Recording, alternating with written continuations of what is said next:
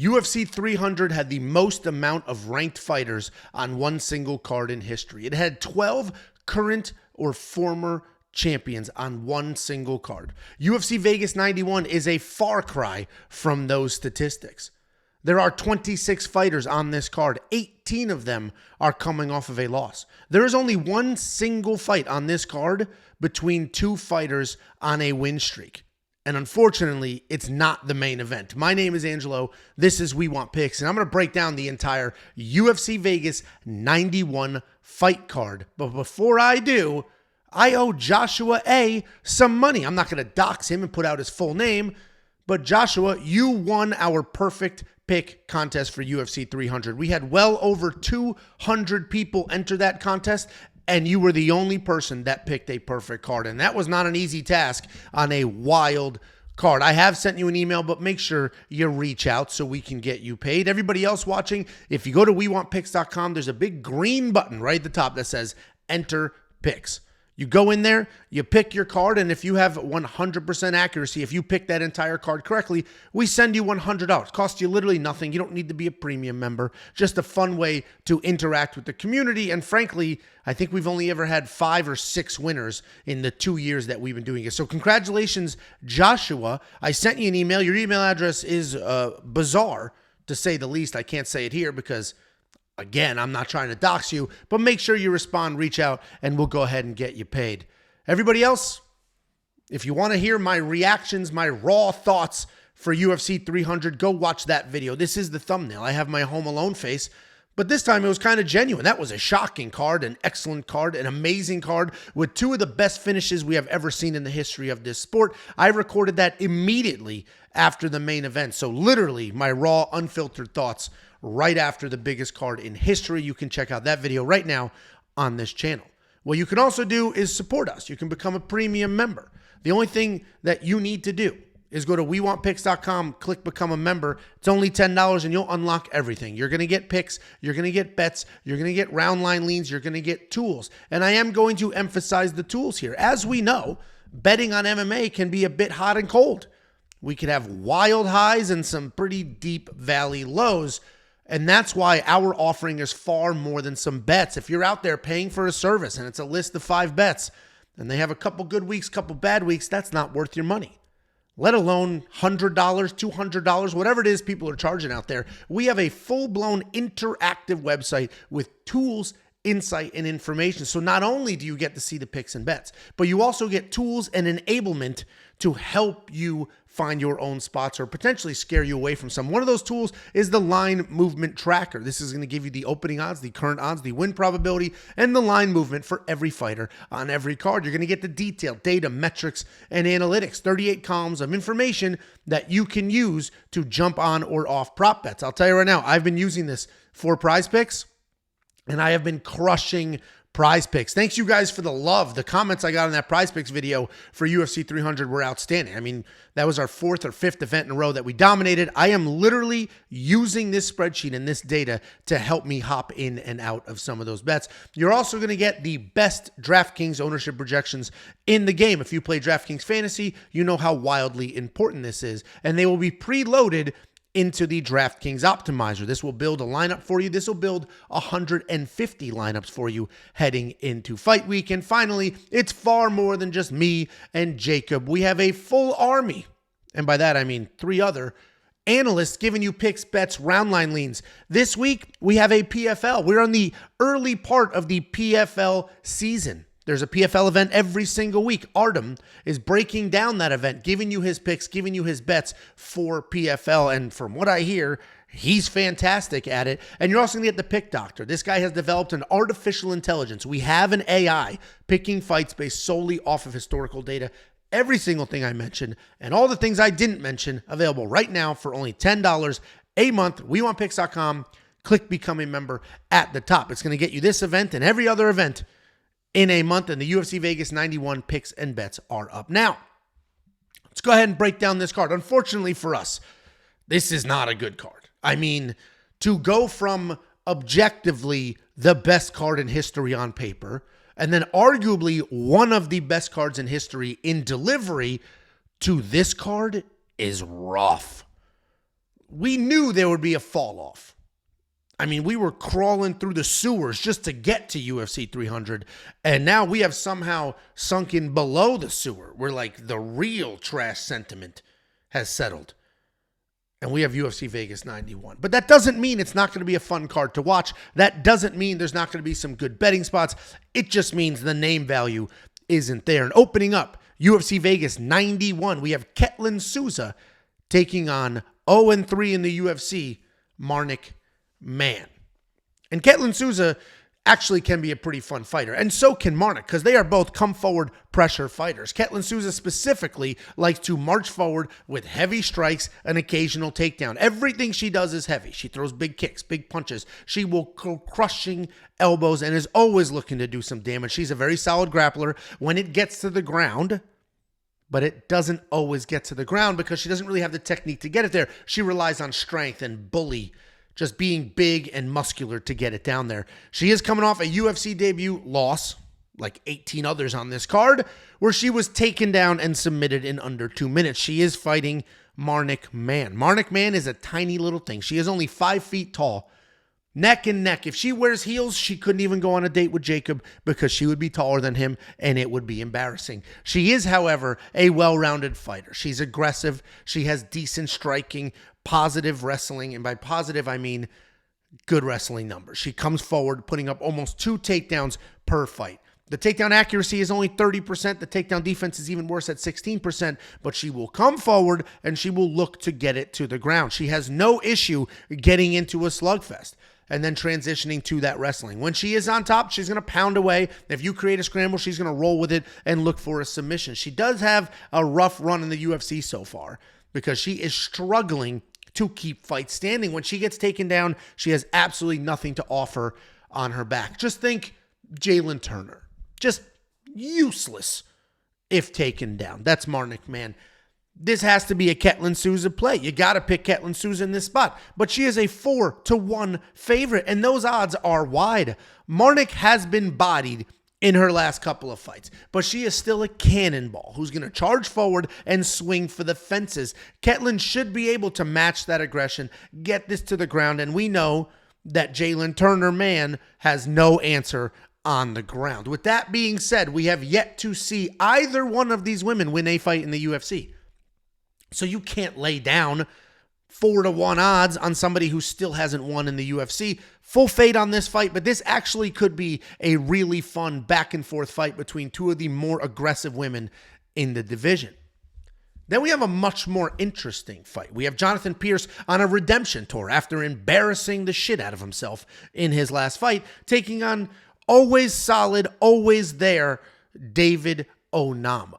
And this is going to be an interesting fight because Jonathan Pearce is a solid wrestler. He sets a nice pace both on his feet and on the ground. He's got decent takedowns. He's got good BJJ. He averages almost 6 takedowns per fight with an accuracy of 53%. Those things aren't usually together. Somebody who averages 6 takedowns per fight or almost typically has an accuracy of 20 to 30%, and they're just diving at legs. To have an accuracy of over 50% and get that many takedowns is actually pretty impressive. And then as soon as he gets his takedowns, he's looking to strike on the ground. He's typically looking for a TKO instead of a submission. In 19 fights, he has only been to a decision 3 times. He leaves it all out there, and it's obvious when you see the pace that he sets. He's very fun to watch, and he has a take one to give one striking style. He is coming off of that submission loss to Joe Anderson Brito, where he was dominating.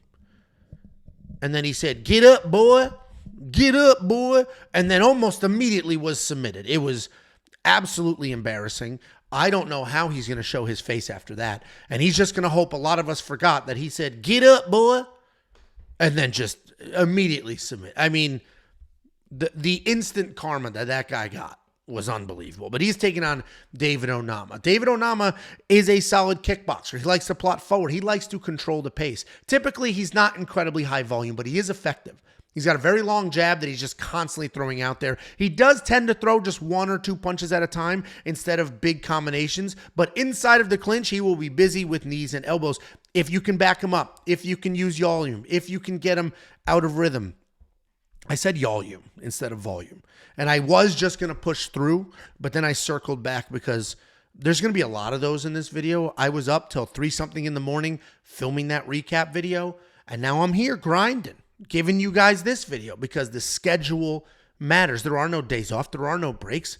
The schedule matters. So if I say volume, if I am a little angrier than usual today, I'm exhausted. But back to the breakdown, if you can back up David Onama, and if you can stay in his face, you can get him out of his rhythm. He has a 45% takedown defense and was just taken down twice by Gabriel Santos before getting the knockout win in the second. I mentioned Jonathan Pearce made an absolute buffoon of himself in his last fight. He was dominating, and instead of just continuing to dominate, instead of just continuing to get that win, he decided to run his mouth and immediately feel the consequences. I did it again. But despite looking like a doofus in that fight, he is still a dominant grappler with a solid pace and plenty of cardio. He's probably going to stay in Onama's face, get the takedowns, and the win.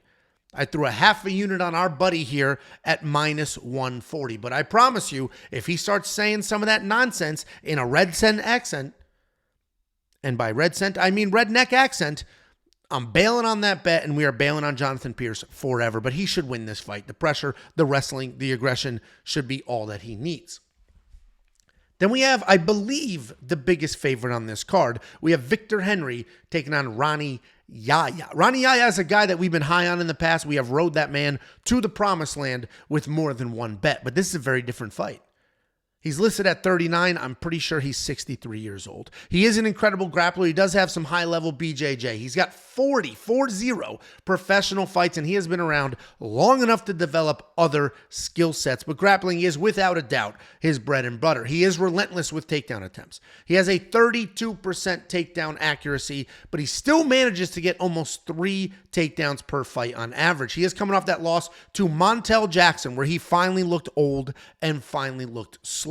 He's taking on Victor Henry. This guy's a pretty come-forward fighter. He is pretty fun. He will stay in your face, lots of striking, and he will use a wide variety of attacks. He likes to plot forward. He uses head movement to avoid those punches and throw literally everything at his opponents. At range, he's going to throw head kicks. But if he's inside the pocket, he's going to throw elbows and knees. He has a ton of variety. He mixes it all together very nicely. He is coming off that low blow, no contest with Javid Bajarat, where he actually looked good early against a very big favorite.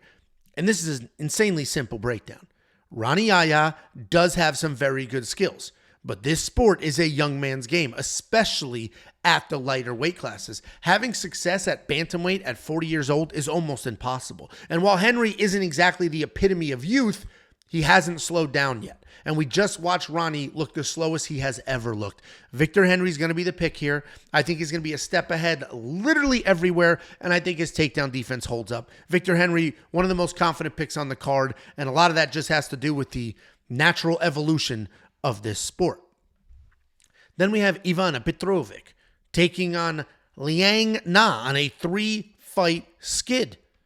That's the theme of this card. It's the redemption tour. Let's positive vibes, guys. This isn't a dumpster dive of a card. This is a redemption tour for 18 of the 26 fighters. That's what this is. Or this is the cut express and everybody's just in line getting ready to get, half this card's going to get cut. But no, positive vibes, guys. Positive vibes. We have Ivana Petrovic coming back after a loss in her UFC debut, but ready for redemption. Taking on Liang, winless in the UFC, 0-3, but ready for redemption. Ivana Petrovic is actually a decent fighter. She's pretty well-rounded. She has busy striker, mostly a grappler, though. She has solid wrestling and heavy pressure BJJ. She will work you against the cage, drag you to the ground, and immediately start working for a submission. She is only 6-1 in MMA, and she did fail her big test in her UFC debut against Luana Carolina, where she had 2 takedowns, but was completely outstruck. She's taken on Liang. And if you do a little bit of research, you're going to see that she has 19 19 wins, with 17 of them being stoppages. And then you're going to look a little closer and you're going to see that it is a very padded record. Style-wise, though, she is a relentless wrestler. She's got takedowns, but then zero game plan outside of that. She is a threat to dominate with wrestling, but regardless of what her record says, she is not necessarily a threat for a submission or a ground and pound TKO. She's coming off her third loss in a row, this time to JJ Aldrich, where she had a couple of takedowns early, but nothing outside of that. And Liang will look good early here, as she does in almost every fight. She's probably going to get a few takedowns, have Ivana out of sorts, and then she's going to quickly fade. She'll potentially get swept and eventually finished. And that's the unfortunate reality of Liang. If she was more durable, she would be a phenomenal underdog pick. She's got better wrestling than 90% of the division, or at least offensive takedowns, but she does nothing with them. And then she has no game plans whatsoever when it doesn't work. Ivana's going to be the pick, but be careful with your money because she is also winless in the UFC, ready for redemption. Then we have Contender Series prospect James Llontop taking on Gabe Green. Gabe Green, 2-fight losing streak, ready for redemption. But he's fighting James Llontop. It's not going to be an easy outing. He's not fighting a guy that, while is a UFC debut, is inexperienced. He's fighting a UFC debut that has 16 fights worth of experience, because James Llontop is a very experienced guy. 16 fights, as I mentioned, with 8 stoppages. So we know he is a good striker. We know that he can finish fights standing, but we also know he can get to a decision, and that is very important because many of these finish-only guys, many of these UFC debuts that have been blowing through people, immediately fold under the pressure when the second round and third round comes and they didn't get that early finish. Actually, think Jalen Turner. Style-wise, he's a very well-rounded guy with solid striking combinations and good body work. He doesn't look for offensive takedowns often, but if he is taken down, he has some solid grappling. Overall, he's a dangerous striker who can keep fights standing and avoid danger on the ground. He's taking on Gabe Green. This guy's pretty well-rounded, solid grappling, solid striking, good pressure. He's a very comfortable striker where he works in kicks well, has a slick ground game, even when he is the one who is taken down. He's always threatening with submissions and sweeps. He's not a big one-punch power guy, but his volume and his pressure do suit him well. He's coming off the knockout loss to Brian Battle, where he came charging forward, was blasted, and is now looking for redemption. Prospects make me nervous, but Llontop feels different. I mentioned 16 fights, plenty of finishes, but plenty of decisions as well. Hopefully he's not going to get overwhelmed by the big lights in an official UFC fight. I like Llontop to control the striking, avoid the takedowns. Even if Gabe has some success grappling, we know that the Vegas judges despise grappling. It is the ultimate kickboxing championship over the last few months, and takedowns aren't enough. So unless Gabe Green slices James open, even if he has a takedown or two, I don't think it matters. James Llontop, and I'm writing this phonetically in my notes, Yontop, and that's just how I'm going to have to do it, because I said Calvin Kattar a couple times last week, and you guys came for my head. I said Alexander Rachik, or Rack Kicks, and you guys came for my head. So now I'm just writing it out phonetically. Because the problem is, even if I know it, I watch all the tape, I hear them announce it the right way. Even if you know it and you hear it, once you've said it wrong once, it's hard to not continue to do that. So Llontop, Yontop, is going to be the pick. Pretty confident in him. Then we have Dontel Mays on a redemption tour, taking on Caio Machado, also looking for redemption. What a spectacular card, full of people trying to find second life in the UFC. We got Dontel Mays. This guy is a pretty good boxer. He's got heavy hands, solid footwork. He sets up his combinations well. He marches forward, and he throws everything with 100% effort. Everything from leg kicks to overhands. Not a wrestler, but he does have 7 takedowns in the UFC. He's coming off that striking loss to Rodrigo Nascimento, where he did defend 3 takedowns and is now looking for redemption. He's taking on Caio Machado, who's a very well-rounded guy. He's this new-ish generation of heavyweight where he's not huge. He sits around 250 pounds. He stays very active. And instead of being just the big, slow, lumbering one-punch knockout guy, he's the cleaner striker. He's the faster guy. He's got good volume, good footwork. He will back up and throw counter strikes as well as push forward with jabs. He's got nice clinch work,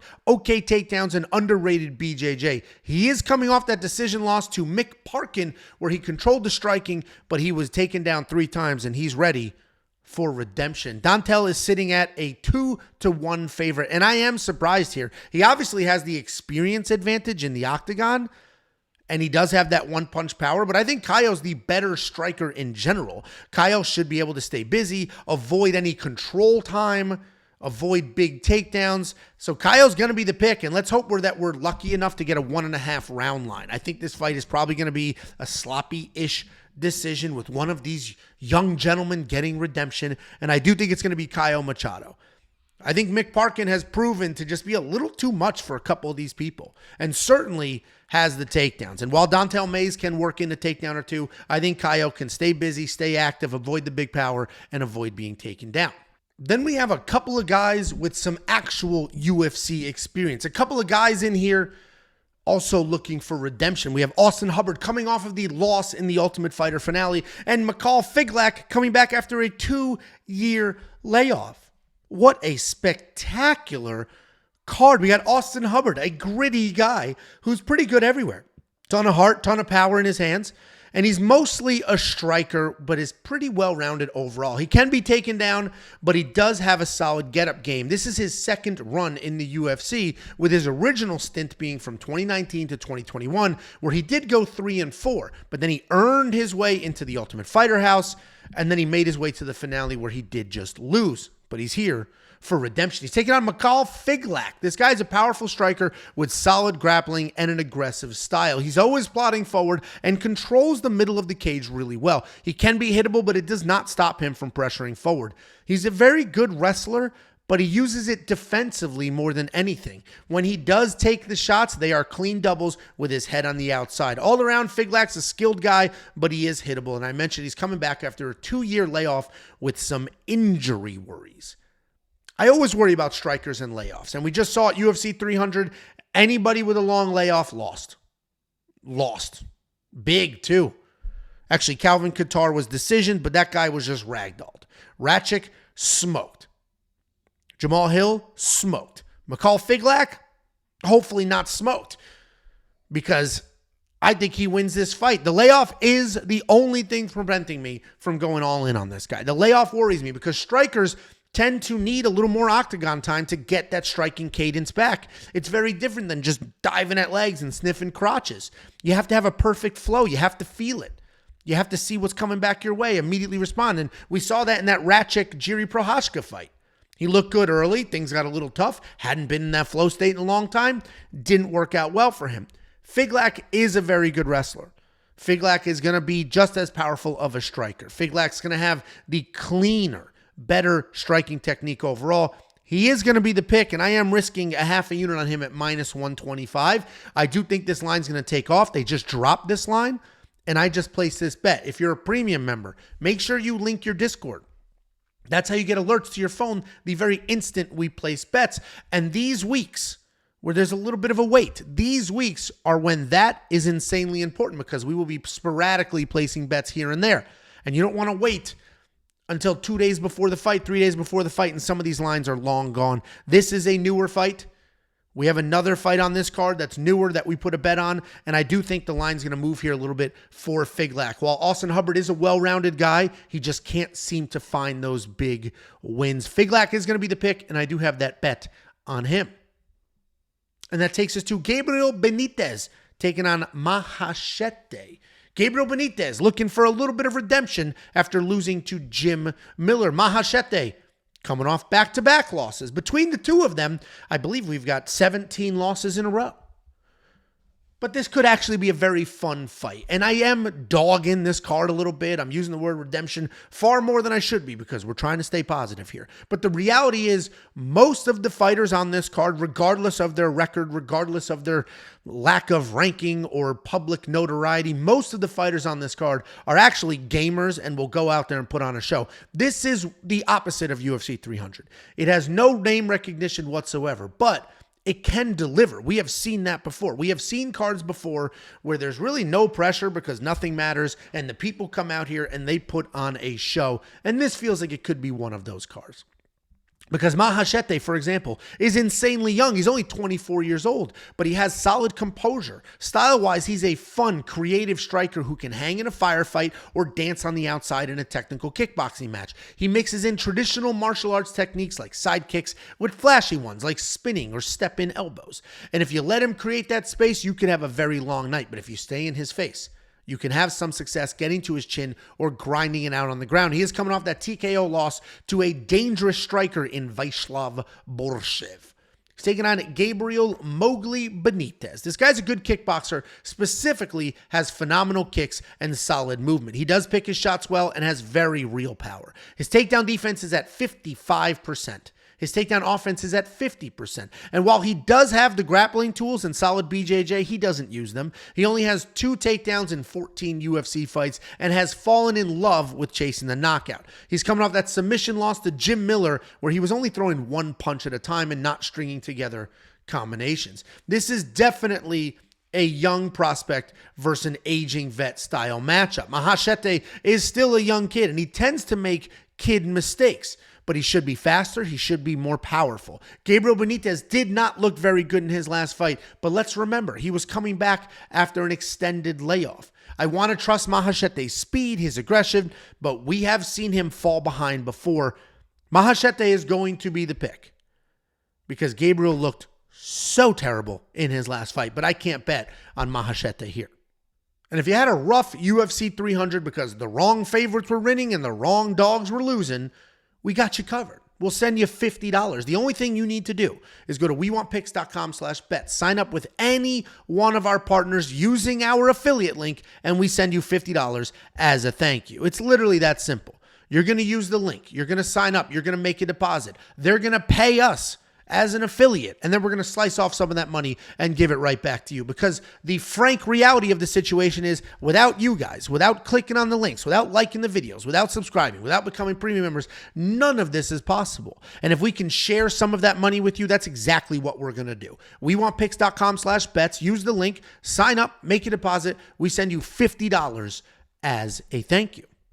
And that takes us to what is the main card for now. I imagine this card is going to change. They're going to move the order. We're going to have some fights dropping. But for now, the main card opener is Tim Dirty Bird Means taking on Uros Medic. And we do have a bit of a clash here. Tim Means 33-15. Uros Medic 9-2. The experience difference between these two young gentlemen is crazy. And by young, I mean old. Tim Means is 40 years old. But he's still a gritty guy. He's still a high-volume striker who can work in a takedown if he needs to. He's got tricky striking because he has that weird karate style, and he switches stances pretty often. It is hard to put him in a single category or give him one path to victory because he is so well-rounded. He's very active, and he has a frustrating style. He is coming off that knockout win over Andre Fiallo to snap a 3-fight skid. And if he's coming off a win, we know that means Uros Medic is coming off a loss.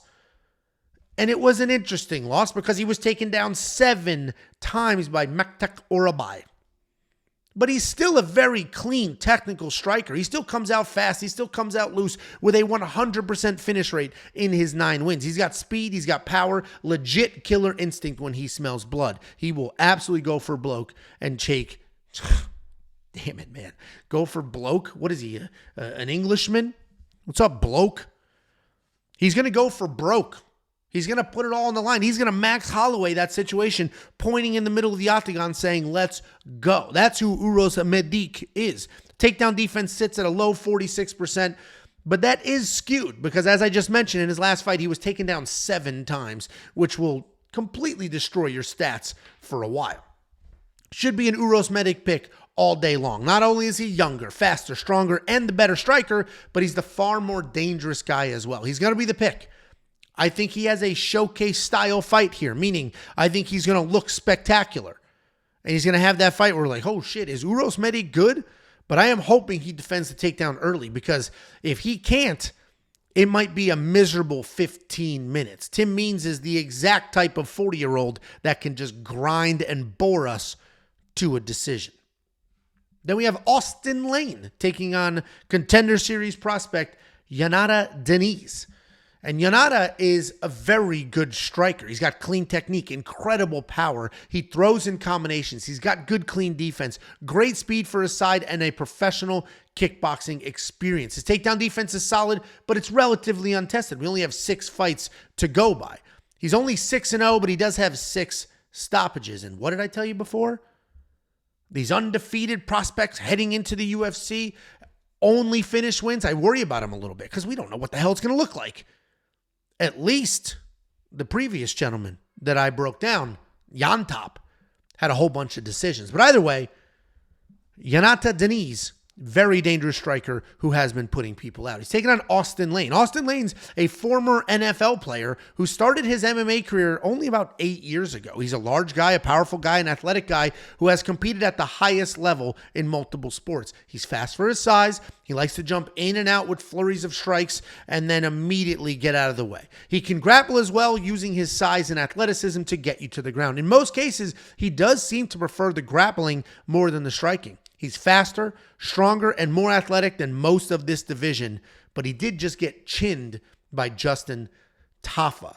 This is another tricky UFC debut situation because on paper, Diniz should dominate. He's going to be light years faster. He's going to hit way harder, should be able to defend the takedown, and is definitely going to have the better technique. But he is a UFC debut.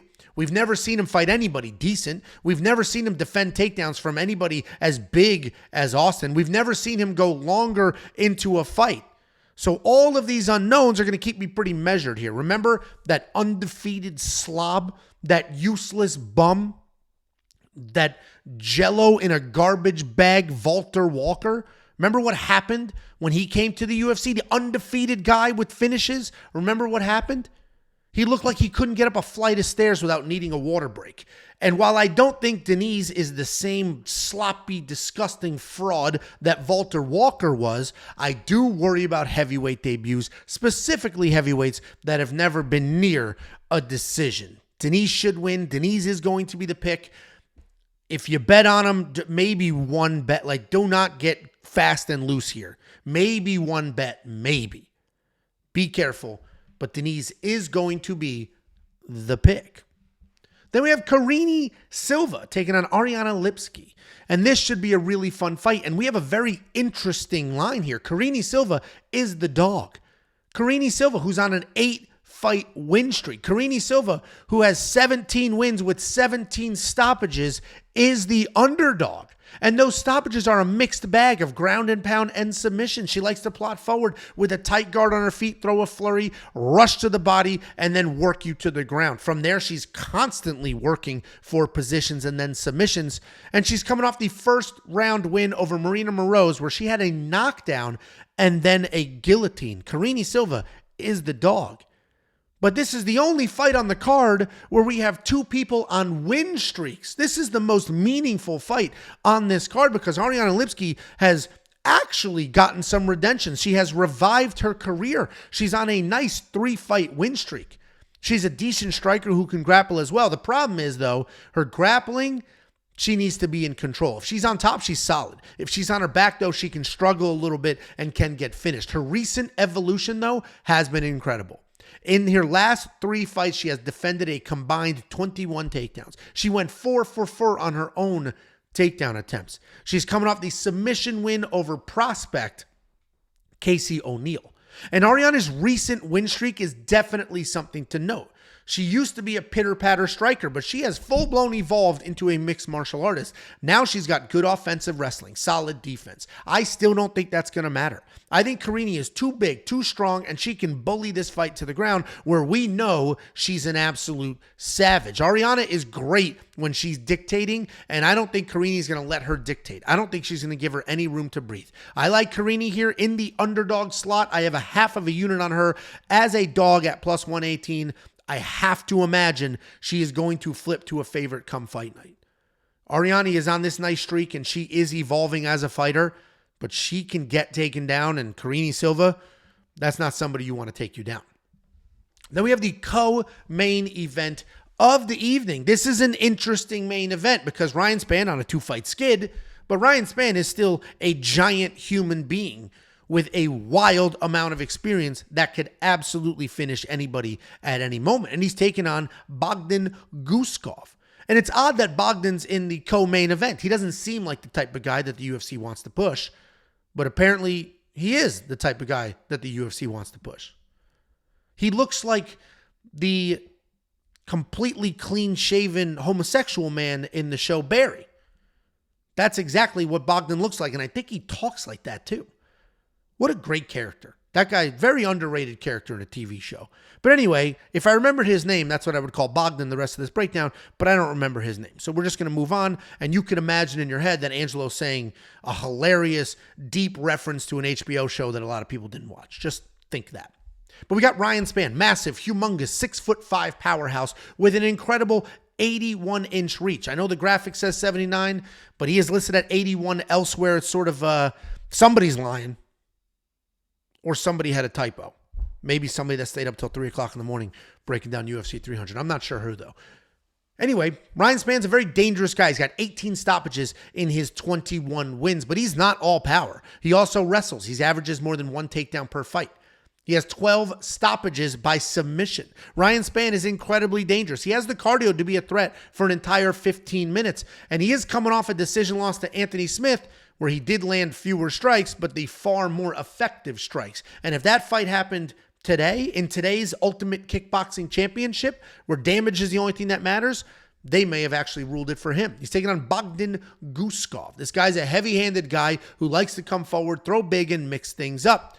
When he's striking, he can be fast and have some very real power. He keeps his hands low, but he has decent footwork and nice combinations. If he doesn't get the knockout early or have enough success striking, he'll work you to the cage and get a takedown. On top, he has the patience and control that you would hope. He will ride you out while striking, but not get overly aggressive. He is coming off the knockout win over Zach Pauga. And I mentioned Ryan's 2-fight skid, and it may have you wondering, how the hell is a guy on a 2-fight skid a 2-1 favorite? But the reality is, those were okay losses. The Nikita Krylov fight, if you remember, that was a mess that was canceled and then rebooked, and then Ryan made a mistake and lost that fight pretty quickly. His most recent loss to Anthony Smith, it felt like a bad decision to me. I thought Ryan Spann won that fight. He looked decent, did a lot of damage. Ryan's a giant dude, a durable guy. He's experienced, and he is dangerous. This is by far the biggest test of Bogdan's career. And while he can definitely sneak in a big one-punch knockout, I see him breaking in the second round when Ryan is still standing there, still humongous, and still throwing his own big shots. Ryan Spann is going to be the pick, but I'm curious why this is the main event. Are they trying to push Bogdan, or is Ryan the biggest name on this card, which is why they threw him in that slot? Curious what your thoughts are, MMA community. And that takes us to the main event. What a main event we have here. I mean, we make fun of fight nights, especially the ones in the last couple of months leading up to UFC 300, but what a main event we have here. We have 2 guys coming off of losses. One of these gentlemen hasn't won a single fight in 3 years. And this is our main event. But luckily, it's free. Well, it's free if you don't count the fact you have to pay $8 a month for ESPN+. But this is our main event. We have Nicolau taking on Alex Perez. Nicolau, actually very good. He's coming off of that knockout loss to Brandon Royval, but I think Brandon has shown us how dangerous he can be. Nicolau is very good. He's a clean striker who's incredibly technical. He's also a competent grappler as well, with 10 takedowns in 8 UFC wins. 2 of those were against his previous opponent, Manel Kape. That fight dropped, which is why Alex Perez is here. Alex Perez showed up because Manel Kape can't. And when he gets you to the ground, he will stick with control and work towards a submission. When it presents itself, he doesn't chase. He doesn't take risks. He'll take you down. He'll methodically work. There's a submission. I'll grab it. On the feet, very clean technical striker that will make you pay for your mistakes. He did just snap a 6-fight win streak with an early knockout loss to Brandon Royval. He's taking on Alex Perez. This guy's a pretty good striker with fantastic low kicks and solid wrestling. His low kicks are so devastating that he just stopped Jussier Formiga in his last win. And that win was only 4 years ago. I mean, so It felt like yesterday. He just finished Jussier Formiga with leg kicks. He comes in with solid combinations. He finishes those exchanges with those leg kicks, and then he will circle out. He averages more than 2 takedowns per fight, and he has an impressive 82% takedown defense, and we saw that in his last fight. It was a decision loss to Muhammad Mokaev, where he did show us his toughness and his scramble skills, and honestly, if he was a little more aggressive and if he stayed in Mokaev's face just a touch more, he might have been able to win that fight. He looked good in that fight. He essentially was counted out going into that. The same narrative that I just gave you, that he hasn't won a fight in 4 years. He doesn't have a single win over an active roster UFC fighter. But he showed up, defended takedowns, scrambled well, and made it a dogfight. I do think, though, that is going to trick some people into thinking he's a good underdog this week. I don't think he is. Machado should be the clean striker, the significantly faster striker. Alex was able to look good in his last fight because Muhammad Mokaev has terrible striking and just started diving at legs. He also said he had staff, and that's what killed his energy. Either way, Alex's performance in his last fight was commendable. Great fight, good for him. But I would not confuse those moments of success in that fight into a win in this fight. Mateusz is too calculated, too patient, too accurate. He is going to be the pick. Mateusz Nicolau is going to right this ship of underdogs winning main events. Guys, that is the breakdown. I do ask that you become a premium member. It's only $10 for an entire month. Not only is it just a phenomenal way to support myself, Jacob, and the rest of the crew, but it also is going to unlock picks, bets, tools, and more. One of those tools is the line movement tracker. This is going to give you opening odds, current odds, win probability, and line movement for every fighter on every card. You're also going to get the detailed data, metrics, and analytics. I mentioned previously that this 38-column sheet, this is what I'm using for my Prize Picks entries, and I've been dominating my Prize Picks entries. You're also going to get the best DraftKings ownership projections in the game. UFC 300, the biggest event in the history of time. We put up the best DraftKings ownership projections. Not Awesemo, not Roto Grinders, not companies that have hundreds of thousands of dollars and millions of dollars in staff and crew to try to make it work. Us, me, Jacob, Josh, and then a couple of other people behind the scenes making things happen. We put up the best DraftKings owner projections in the game, and those DraftKings ownership projections are preloaded into the optimizer that will build lineups for you. You're also going to get Artem giving you not only his UFC picks and bets, but also the PFL. We are right smack in the middle of the PFL season. PFL 3 picks and bets are up there now for you to unlock. You're also going to get the Pick Doctor. This guy has developed an artificial intelligence picking fights based solely off of historical data. Every single thing that I just mentioned is only $10 for an entire month. WeWantPicks.com. Click Become a Member at the top. Thank you so much for the watch, the interactions, and everything. Obviously, last week was UFC 300, so the numbers are going to be a little bit inflated, and they'll probably come back down to reality. But the numbers that we did last week were astonishing. And there's a lot of new people here because of that card, and I welcome you, and I appreciate you. Stick around. We do tons of fun content here. Like, subscribe, do all the things. Thank you guys so very much.